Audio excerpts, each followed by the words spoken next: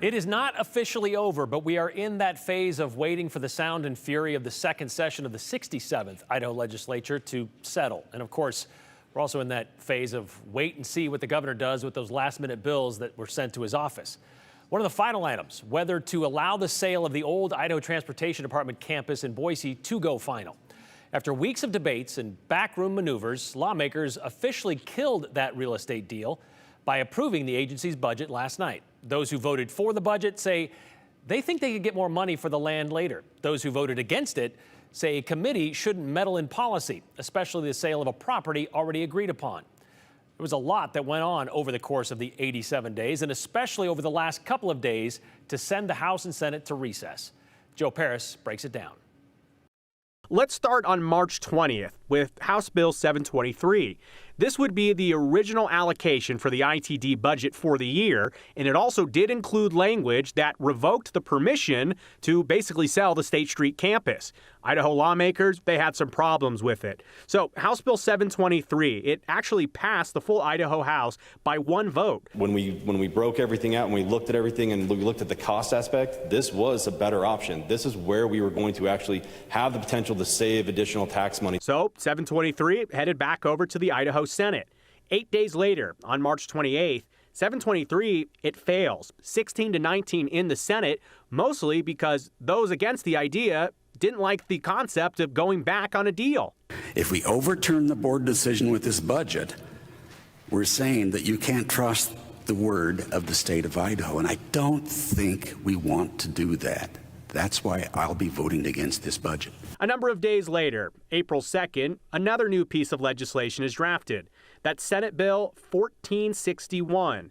It's essentially exactly the same as House Bill 723, but you may notice the final budget had $100 less in it to basically make this technically a different piece of legislation. So the next day, April 3rd, legislation passes out of the Budgeting Committee, JFAC, with a do-pass recommendation for both houses.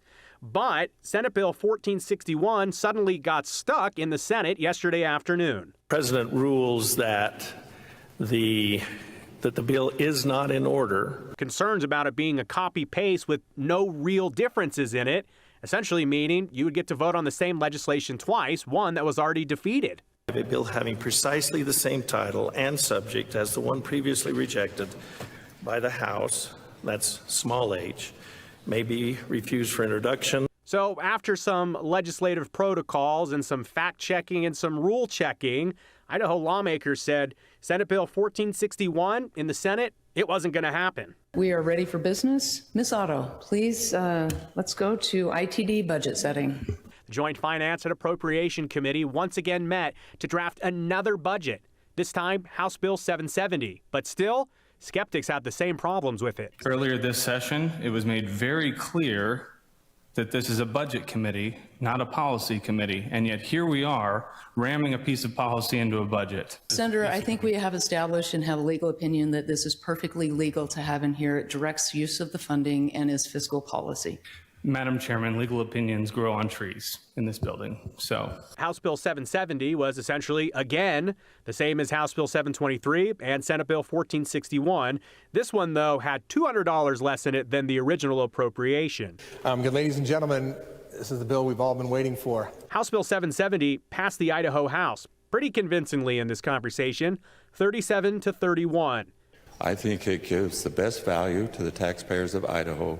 The Idaho House then decided that they're going to recess until next week, basically putting the ball in the court of the Senate to figure out if they were going to extend the session, killing the legislation, or would they be agreeable. Senators, I think we all know what this bill is. Late into the evening on Wednesday, House Bill 770, it passed narrowly. The vote count shows 18 in favor with 17 against. Majority having voted in the affirmative. House Bill number 770 is passed the Senate.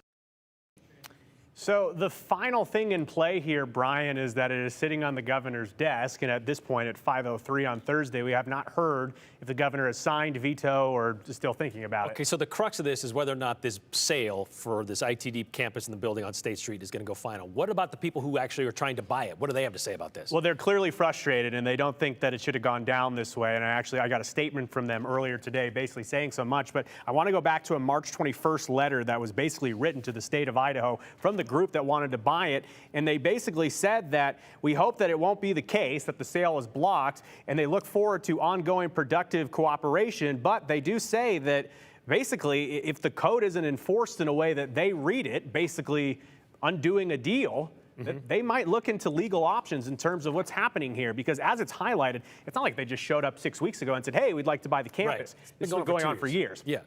Okay, so there also, you mentioned all the procedural issues that went on with this bill and getting to this point. But there could be another snag that's involved with this, right? When it comes to procedure and how it got through.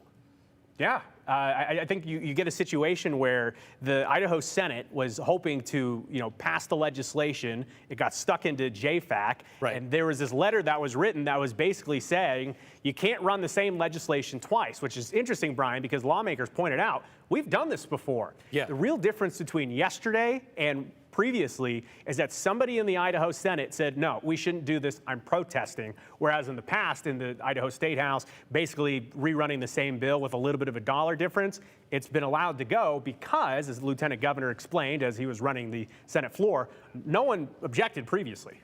But maybe there is an objection? Sounds like there is. We'll see. All right, thank you, Joe.